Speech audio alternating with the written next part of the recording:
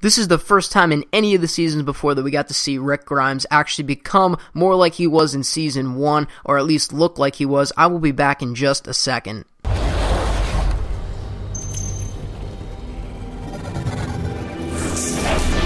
What is going on, everyone? This is Ninja Geek here, and we are bringing you another episode of The Walking Dead Reviews. Going to be talking about Episode 12, Remember, and the title really explains it all here. Obviously, in the background, like I mentioned in every video, we got some Advanced Warfare gameplay with some pictures, so I hope you do all enjoy that, and let's start getting into it. So, it's called Remember for a very good reason, because, you know, Remember, when you think of the title Remember, it's kind of like remembering, I guess, past memories. You know, when you think of remembering something, you think of the past, and we get to kind of see that here come about within the title Remember and within this episode Remember, as it kind of explains it all. How well, obviously we're going to get into the whole episode after, you know, when Rick finally starts settling in and everything like that, but the Remember title actually, you know, kind of, it makes sense to be the title of this episode, because it's remembering things from the past, especially from Season 1, when Rick finally shaves, as we talked about in the beginning. Rick finally shaves. I don't know if, you know, people have been wanting this to happen,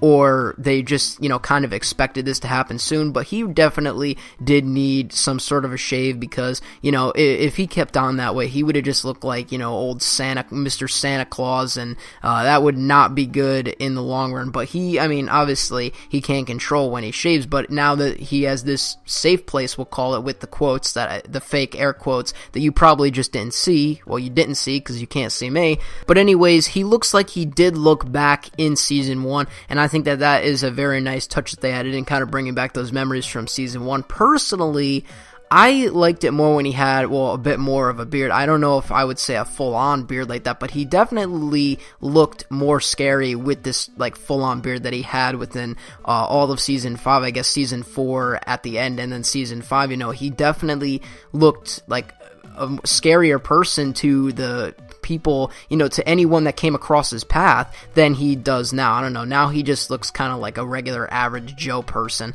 but, you know, that's just my thoughts. I wish that well, obviously the beard is going to grow back, and we'll see, obviously, where it goes from there. And he also puts back on his sheriff uniform, not his, but a sheriff uniform, which we will get into when the end of the episode happens, because that was at the end. So the next thing that I want to kind of touch up upon is how Carl is feeling throughout all of this, because, as you know, obviously he comes from this outside world, and, you know, Alexandria is just a completely new place to him, where there's actually, like, teens that actually go to school there, apparently. You know, that it's like a whole community, you could say. It's kind of like Woodbury in a way, which they are kind of similar so far, but we don't really know a whole lot more about Alexandria than what we've seen so far in just this episode, so, you know, that's something to talk about for a different episode. But, you know, Carl is seeing these teens and how they're acting, and they're playing video games, and they're doing, you know, all this stuff.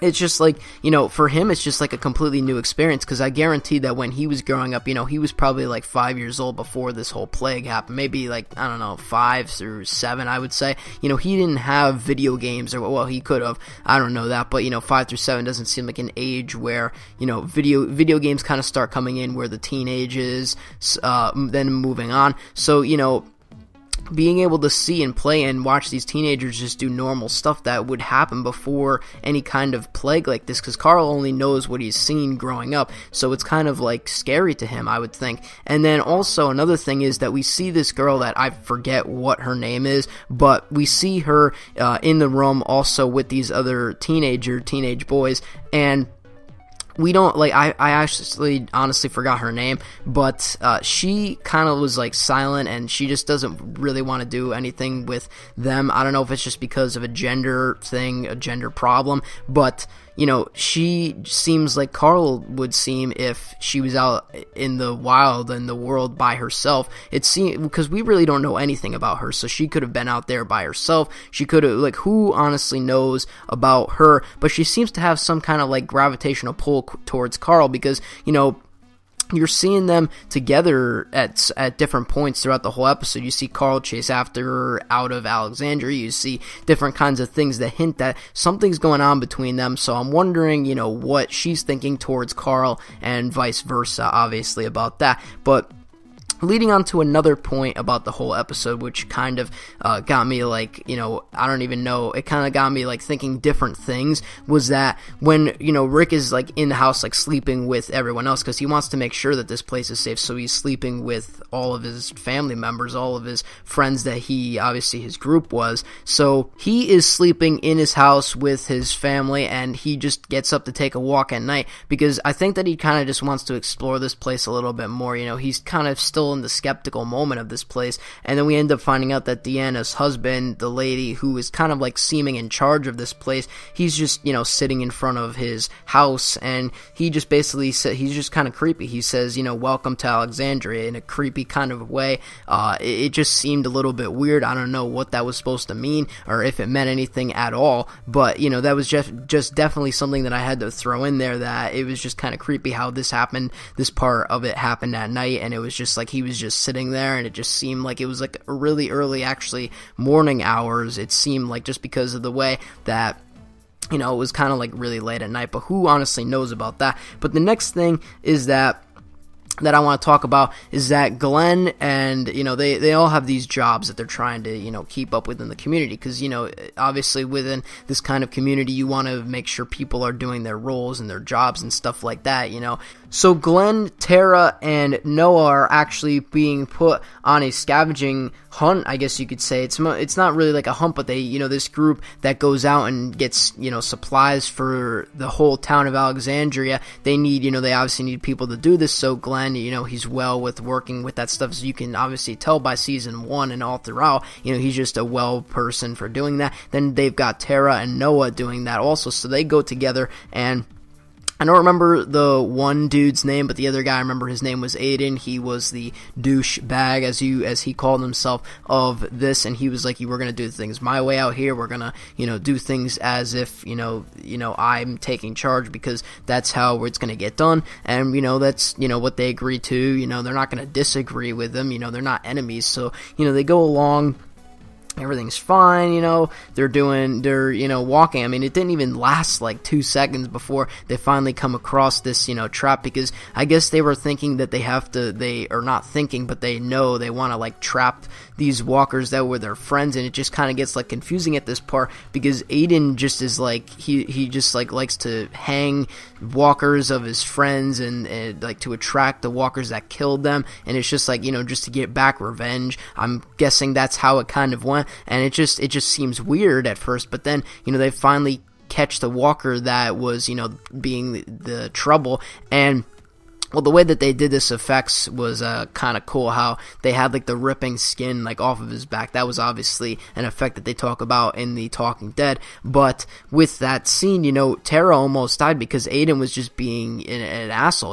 He just didn't want to kill the thing just because he wanted to take revenge on it and hang it or whatever he wanted to do with it. So he basically almost killed Tara, and I think he was trying to do it on purpose too, because he just literally just took the walker and just flung it towards her. I mean, even if it was in a sign of just panic, you just don't do that. I would have just killed the thing, and that's what Glenn does. He just stabs it right in the head. He's just like, no, none of this, because, they're supposed to be scavenging. They're not supposed to be playing games. So, so far from what I could tell is that I do not like Aiden at all. I don't remember the other guy's name that was with him, but he didn't really seem to, start anything, but I really don't like Aiden at the moment. And also, Aiden is Deanna's son, so, that's kind of like a little thing. And, when we get back, it's kind of like, you think that Deanna's going to actually yell at whoever it is, but Aiden actually takes it out on Glenn. He's just like, what, you should have listened to the way that I do things out here. I thought they were going to get into a fight, and Glenn just knocks him down, and Deanna afterwards thanks him. He says, I'm glad you knocked him on his ass. Like, it's like, kind of like a thing. Like, I don't know if she's like being like that just because Rick's group is there and she wants to try and show sympathy towards them, or I have no idea, because she said that about her own son, so maybe he was just being maybe he was just being really mean at that point. She saw that, Rick's group is trying to be welcoming, and they want them to be as welcoming as they can, but who honestly knows, because anything could happen at this point between Rick's group and Alexandria, and who knows, depending on the further actions that happen within the series. But another thing that I want to kind of like touch up upon is that Daryl doesn't seem to want to be a part of this new group. Everyone's kind of like settling in. Carol's like, you should wash up, you should clean, you should do this. Everyone's kind of like taking showers, you should clean, and washing up, trying to build a community. And Daryl's just there, trying to survive. And the reason why I think that he can't get accustomed to this is because, first off, this isn't really his living place. This isn't how he lived even before this whole apocalypse kind of happened. He was more of like independent and on his own, so that's what he kind of wants to be. And especially with this plague that happens now in the after effects, he is just so accustomed to living in survival mode that he just can't like even get out of it. Even no matter what anyone tells him, he just can't get out of this survival mode that he's in. But now we are getting towards the end of the episode where Rick finally gets on a sheriff uniform that he apparently found in, I guess, the house that he was in. And, he is looking exactly kind of like what he was in season 1. Not exactly the same sheriff uniform, but pretty dang close. And, he just, because, well, obviously Deanna obviously wanted him to take on this job because, like I said before, everyone has jobs and it's a community, so you really have to kind of play your part in this community as far as her guidelines go. And so she wants him to be that, so he is taking on an enforcement in there because obviously Rick probably told her about what his previous thing was when he ended up talking with Deanna in the beginning. And Rick says something at the end that I want to kind of touch up upon as well. He says that if this place doesn't work out, we'll just take this place. Well, I don't know the exact quote. He said, if it doesn't work out, we'll just take this place. And I think he didn't mean it in a rude way. He didn't mean like, we're just going to take this place no matter what. We're just going to, just be completely rude because this is a nice place. We're just going to take it. No, he didn't mean it like that. Carl and Carol basically said, if they get us too weak, if they're trying to lure us in and they get us to be at a point where we are so weak, then they could strike at any time, kill us, or do whatever. And Rick says that won't happen. So Rick is kind of keeping positive thoughts and keeping strength to his group and saying that, if anything happens, we are not going to let our guard down. We're still going to be strong, but at the same time, live in this community as far as what I can see, and as far as, for the time being, he wants to obviously live in this community, but he's also trying to see the reality of it, and if something does happen, that he will indeed take this place over. So he's trying to show strength towards his group and also live in reality because he doesn't want to take it, but if he has to, he will. And that is where we come to the end. But if you did enjoy this episode, leave a like and subscribe for more content. Leave a comment below if you did enjoy this episode on what your thoughts are on this episode. Kind of a mix-up of words there by me. That is my fault. But I will see you on whatever my next video happens to be. I'm Ninja Geek. I'm out. Peace.